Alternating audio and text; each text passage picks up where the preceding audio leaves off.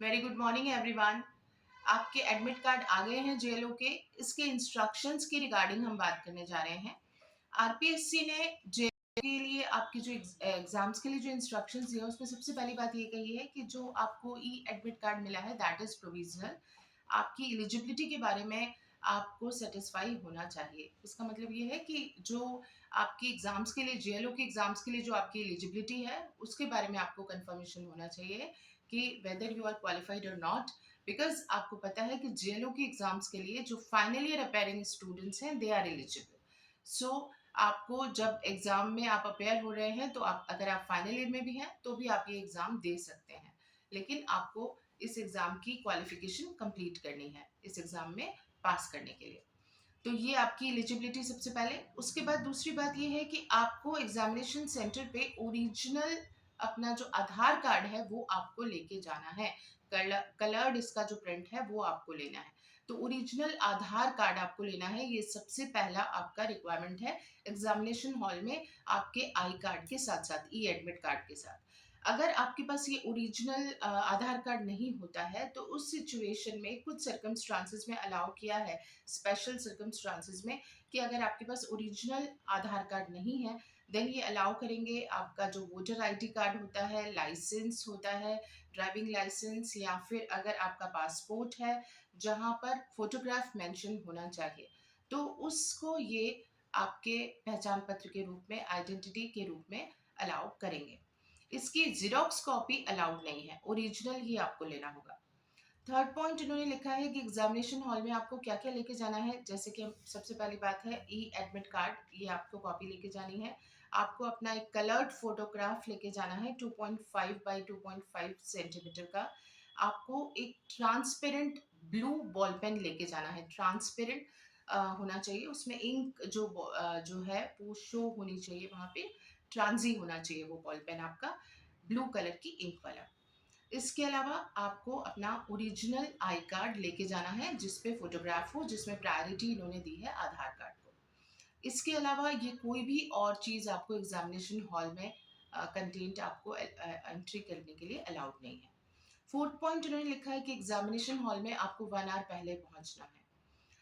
Fifth point इन्होंने लिखा है कि आपको राइट टाइम पे प्रेजेंट इसलिए होना है ताकि ये जो आपके डॉक्यूमेंट्स वेरिफिकेशन का काम है उसको वो एग्जामिनेशन सेंटर वाले जो लोग हैं मैनेजमेंट के वो भी प्रॉपर टाइम पे कर सकें।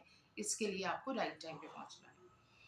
सिक्स पॉइंट इन्होंने लिखा है कि इसकी फ्रिस्किंग की जाएगी, मतलब सुरक्षा जांच की जाएगी गहन रूप से, जिसके लिए उन्होंने कुछ इंस्ट्रक्शंस दिए हैं आपको। जैसे कि उन्होंने कहा है कि आप जो वेयर करेंगे, फीमेल्स जो वेयर करेंगी वो पतली कांच की चूड़ी हो सकती है, लाख की चूड़ी हो सकती है। उसके अलावा आपको कोई प्रकार का ऑर्नामेंट यूज नहीं करना है, किसी भी और प्रकार का ऑर्नामेंट ये अलाउड नहीं है, केवल कांच या लाख की पतली चूड़ी के अलावा। इसके अलावा इन्होंने कहा है रिस्ट वॉच भी यूज नहीं करेंगे, गॉगल्स यूज नहीं करने हैं, स्पेक्स यूज कर सकते हैं, उसके बिना तो एग्जाम कैसे देंगे। गॉगल्स यूज नहीं होगा, बेल्ट यूज नहीं होगा, हैंड बैग, हेयर पिन, कोई ताबीज है, कैप है, हैट है, स्कार्फ है, शॉल है, मफलर है, ये अलाउड नहीं है।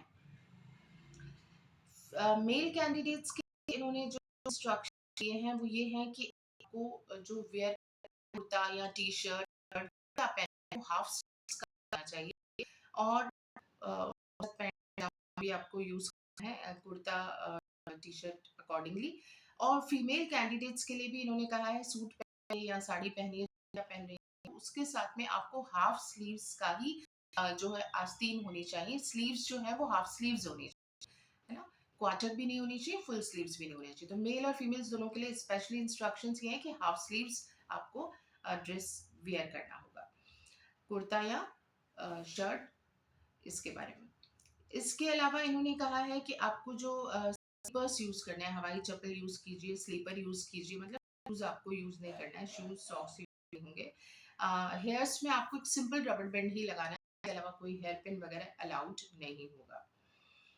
इन्होंने धार्मिक प्रतीक के मामले में, जैसे कि अगर सिख धर्म के अगर कैंडिडेट्स हैं तो उनको कड़ा, जो कि उनके धर्म में कंपलसरी है, कड़ा है या पगड़ी है, इनको इन्होंने धार्मिक प्रतीकों को अलाउ किया है, दिस इज अलाउड। और इसके अलावा लेकिन उन्होंने कहा है कि और कोई भी सस्पिशियस कोई इनको एलिमेंट मिलता है तो हम कैंडिडेट को अलाउ नहीं करेंगे। उन्होंने 9th नंबर पे कहा है कि आप एग्जामिनेशन हॉल में एंट्री करने से पहले सारे इंस्ट्रक्शंस को केयरफुली पढ़ें। 10th पे इन्होंने कहा है कि जब आप अपना पेपर कंप्लीट कर लेते हैं तो उसके बाद जब आप एग्जामिनेशन हॉल से बाहर जा रहे हैं तो जो क्वेश्चन बुकलेट आपको मिली है वो आप ले जा सकते हैं। ओएमआर जो आपने शीट फिल की होगी उसकी ओरिजिनल कॉपी तो आपको वहीं सबमिट करानी है, उसके साथ एक कार्बन कॉपी होगी वो आप अपने साथ ला सकते हैं, लेकिन वो तभी ला सकते हैं जबकि आपको परमिशन दी जाए इस बात के लिए। वहां से निकलने के टाइम पे ही आप निकल सकते हैं, उससे पहले अपनी मर्जी से आपको नहीं निकलना है।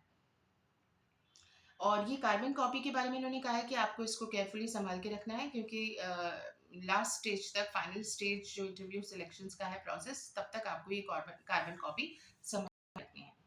11th पॉइंट पे इन्होंने कहा कि जो डिसेबल पर्सन्स हैं की है उसके लिए 2 डेज प्रायर पहले आप पर्टिकुलर वेबसाइट पे अवेलेबल है तो करके और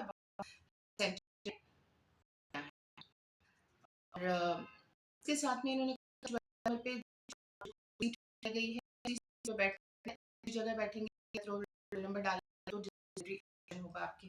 दीस are simple instruction for every not any and 13 number पे में अपन रोल नंबर भरते हैं पूर्वक भरना नहीं है, न गलत बैठना है, अदरवाइज डिसिप्लिनरी। और 14 नंबर पे कहा है परमिशन जो इनविजिलेटर से लेने के बाद आप अपनी सीट पर जा सकते हैं, वो सारी ओरिजिनल ओएमआर कलेक्ट करते हैं। 15 नंबर पे इन्होंने कहा है कि एक्शन बुक का कोई भी अलग करना है, कुछ अलग करना है, अदरवाइज डिसिप्लिनरी एक्शन हो। इन्होंने कहा है कि 16 नंबर पे कहा है कि हमारा पेपर है और लिखना नहीं है, हमारी करनी है, सर्किल जो है वो करने हैं, सर्किल फिल करने हैं, मार्किंग करना है, इंस्ट्रक्शंस आपको मैंने डिटेल में बताए हैं जिसका लिंक आपको में दे दूंगी, भी देख लीजिए। तो को प्रॉपर्ली फिल करना है, उस सर्किल प्रॉपर्ली फिल करेंगे तभी वो काउंटिंग में आएगा, इस नहीं आएगा, नहीं तो रॉन्ग रिस्पांस माना जाएगा। तो वो डिटेल आपको वीडियो जरूर देखना चाहिए। एग्जाम्स में अगर आपने अनफेयर मीन्स का यूज किया है तो डिसिप्लिनरी एक्शन होगा और पनिशमेंट होगा। ये होगा राजस्थान पब्लिक सर्विस एग्जामिनेशन जो है आपके प्रिवेंशन ऑफ अनफेयर मीन्स का जो एक्ट है राजस्थान का 2022, उसके अकॉर्डिंग आपके अगेंस्ट प्रोसीडिंग की जाएगी। और 18 नंबर पे कहा है कि अगर आप अनफेयर मीन्स यूज कर रहे हैं और इंस्ट्रक्शंस को फॉलो नहीं कर रहे हैं तो उस सिचुएशन में आरपीएससी आपको फ्यूचर में किसी एग्जाम में बैठने से अपेयर होने से रोक सकता है। 19th नंबर पे कहा है कि आरपीएससी की जो वेबसाइट है उस पे दिए गए इंस्ट्रक्शंस को भी आप प्रॉपर्ली देख लें। और 20th नंबर पे कहा गया है कि आपको अगर इस एग्जाम से रिलेटेड कोई भी व्यक्ति ये कहने की कोशिश करे साहब हमें आप इतना पैसा दे दीजिए हम इस एग्जाम में पास करा देंगे, इस तरीके की प्रलोभनों में आप ना आए, क्योंकि ये आपका section 23 contract act void agreement हो जाएगा, void and illegal agreement, and you are allowed कि आप वहां पे उसके अगेंस्ट कोई भी एक्शन ले, उसके लिए आरपीएससी इज नॉट रिस्पॉन्सिबल, इस तरीके की बातों में ना आए।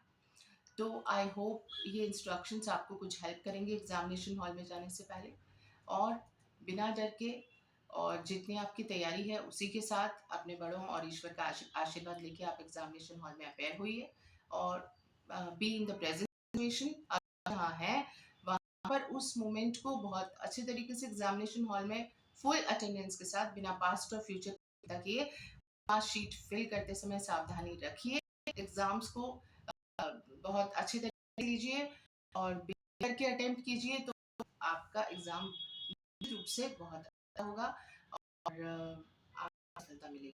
All the best to you. Thank you.